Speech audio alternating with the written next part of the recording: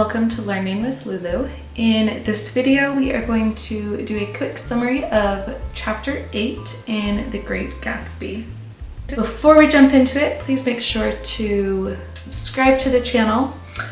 By the end of the video, if you found it useful, make sure to like, comment, and also share with friends or classmates or whoever else you know that may benefit from a summary of Chapter 8 in The Great Gatsby. I have multiple books now that are just, each chapter is being summarized, and this being just one of the many examples of the summaries that I provide of different novels in completion. So make sure to check out the other summaries for this novel, as well as other playlists that have chapter summaries from other novels. So, that being said, Chapter 8 of The Great Gatsby. The day previous, we saw Tom and Gatsby get into a verbal altercation over Daisy. Tom managed to manipulate the situation to his favor. He essentially won back Daisy. The weather in this chapter is very symbolic of what has transpired so far, where the day previous was the hottest day of the summer. In this chapter, we now are told essentially that autumn is in the air. So we are on the descent of Gatsby's dream. And just like with everything else that Gatsby has done so far, he is still going to try and hold on to that summer, even though it's telling us it's now past. The night before, our narrator Nick, he left Gatsby outside of the Buchanan's house.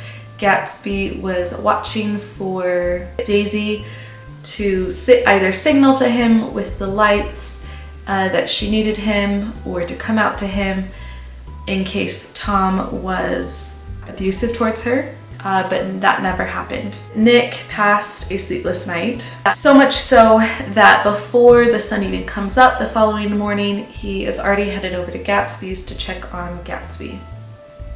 And Gatsby likewise didn't have a great night. He tells Nick that he waited until 4 o'clock in the morning outside of the Buchanan's house, but that nothing ever happened. He does not, it's obvious though that he's not taking this to mean that Daisy has returned her loyalty to her husband Tom. Gatsby still is clinging to what he wants, clinging to this dream of Daisy by any means possible. We especially see this because Nick, he kind of tries to tell Gatsby, like, why don't you move on? Forget about Daisy. Essentially, she's not worth your time. Because if you think about it, she really isn't. She's an idle woman who doesn't take accountability for her actions, doesn't really do much of anything at all, and is just kind of concerned with superficial things. And Nick even says, why don't you get away from here, get away from West Day, get away from Long Island, and take your mind off of Daisy. And Gatsby, I understand it to be in a chivalrous way, says, I can't leave Daisy behind. I can't do that to her.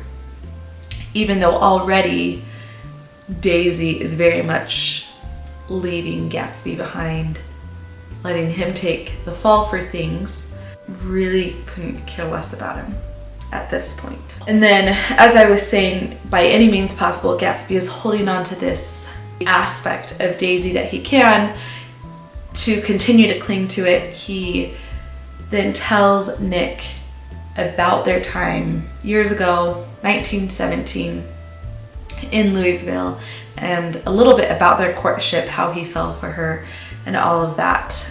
He, at that time, had lied to Daisy about his background, about his wealth, and she became the embodiment of what he wanted.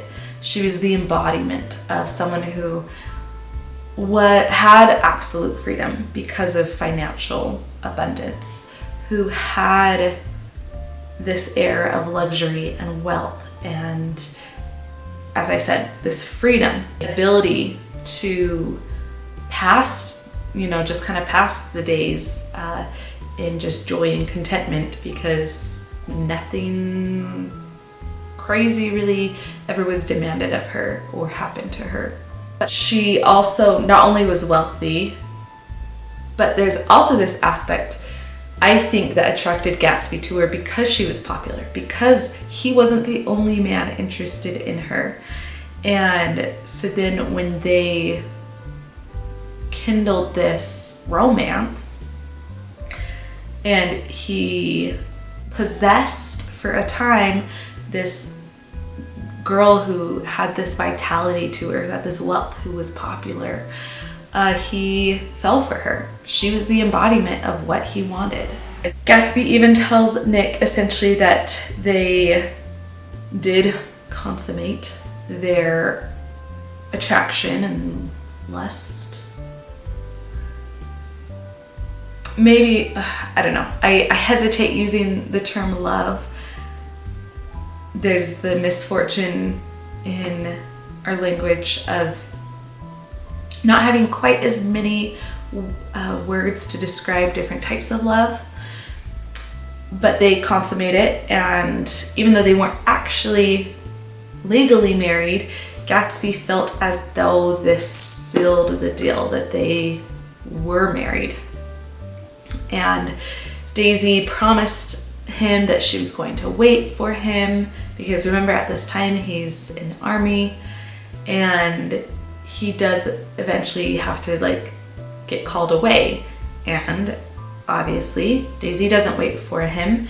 She shortly after marries Tom, who, just as we saw her last chapter start to go towards Tom, because as I said, he does have a more stable financial accessibility for her. That's also what Tom was then. Because, granted, Gatsby claimed to have this background. He didn't really. He, as we know, is essentially just kind of a poor farm boy from, was it Minnesota? I think Minnesota. And so Daisy marries Tom and does move on from Gatsby. To top all of that off, Tom was popular, like her.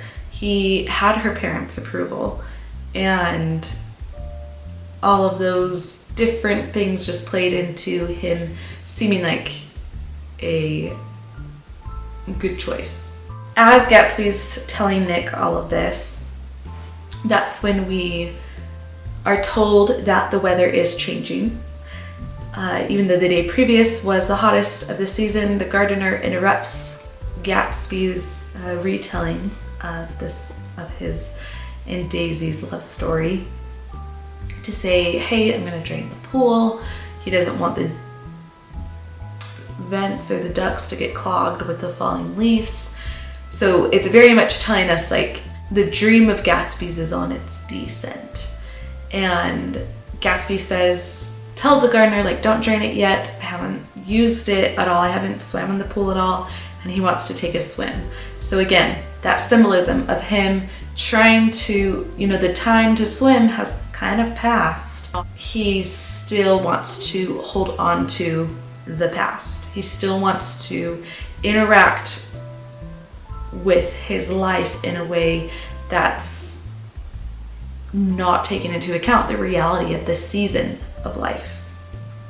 So the season of the weather season, also his season of life, the dream is past, and we're now on the denouement of that, the unraveling of that, the death, because the leaves falling in autumn I don't want to say it's a season of death, but things are descending. Remember, Nick got up before dawn to go check and then talk to Gatsby, and he does have work this day though. So he realizes he's late for work and he says, I've got to go. And you can tell Nick is having this overflow of compassion and care for Gatsby, that he really does genuinely, if not empathize with him, he does sympathize with what Gatsby's going through and kind of how poorly Tom and Daisy are using Gatsby, and that Gatsby's just disillusioned.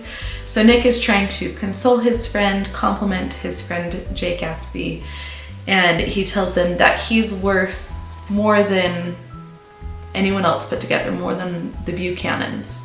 So Nick goes to work, but he's not able to focus. He's worried about Gatsby.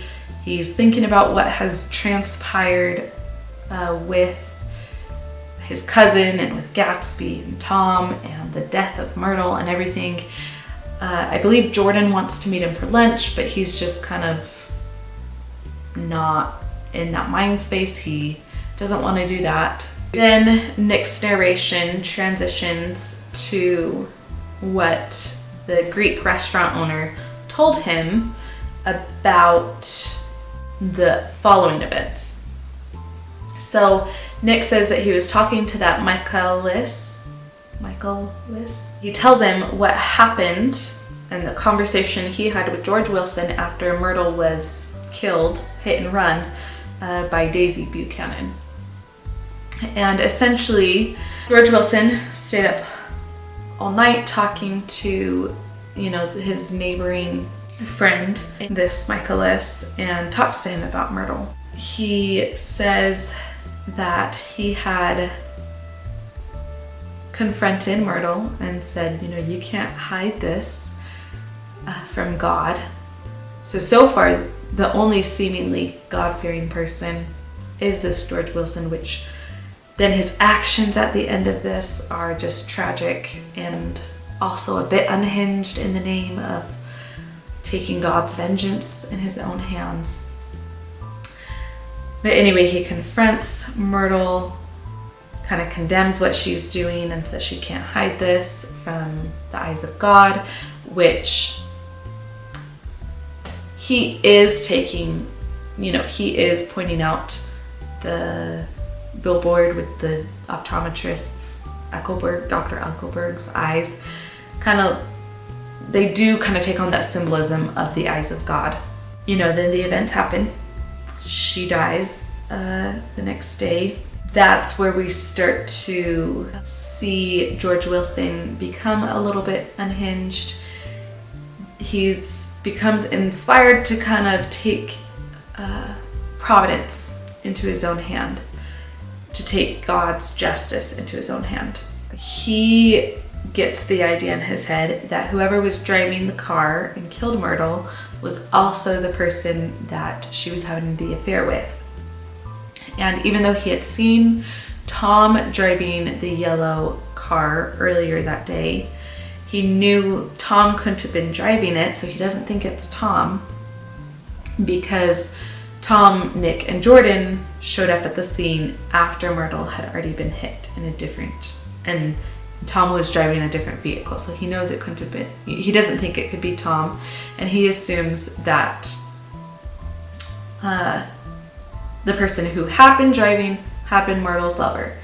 He had seen Tom driving the car earlier in the day, so he knows that Tom has a connection to that person. He knows whose car that is. So George leaves to go track down and eventually murder whoever killed his wife, Myrtle. Though we do not know, the narration, we don't see this exactly. We are getting it from Nick's perspective, who is relating it based on the events he knows happened. But we know that Gatsby was swimming in his pool. Tom had directed George to Gatsby's house, and George gets there. Gatsby's floating in his pool on like a, you know, one of those inflatable pool mattresses. And George shoots Gatsby and then kills himself. Now, what this Greek restaurant owner had been telling Nick was simply that George had left to go essentially get revenge and track down the owner of the yellow car that had killed Myrtle. And Nick can assume what George's intention is. So when Nick gets to Gatsby's house, he's the one that finds him floating dead in his pool. Nick kind of dwells a little bit on what he thinks Gatsby had probably been thinking at the time of his death, as he was staring up into the sky right before he was shot and killed instantly, and just how disillusioned he must have felt by life, and how things had kind of lost their meaning because he didn't have Daisy, because she had become so much of a symbol for him. He makes a comment about them, like how meaningless a rose is, or how grotesque a rose is. And, you know, he talks about how we are the ones that assign value and meaning and symbolism to things in our lives. And, you know, Gatsby had assigned all of this beautiful heightened value and meaning to Daisy, when if he hadn't, he would have been able to recognize her as kind of the lowlife that she was. But, you know, so much of his life is built around attaining this dream, this American dream, and then just to find how shallow it is. Nick just has this immense amount of like sadness for Gatsby and the predicament he was then placed in. Chapter 8, it ends with Gatsby's death, with Nick finding his friend dead in his pool, and this just kind of really disheartening commentary on how hollow the American dream can be if it's placed on a dream of the past, on something that you're not taking like a real look at. Daisy being that thing. So that's chapter 8 for you. If you have any comments on this chapter's kind of commentary on, you know, the hollowness of seeking wealth or idealizing something and putting all of your effort towards that idealized version of something that's not real. If you have any thoughts on that, comment down below.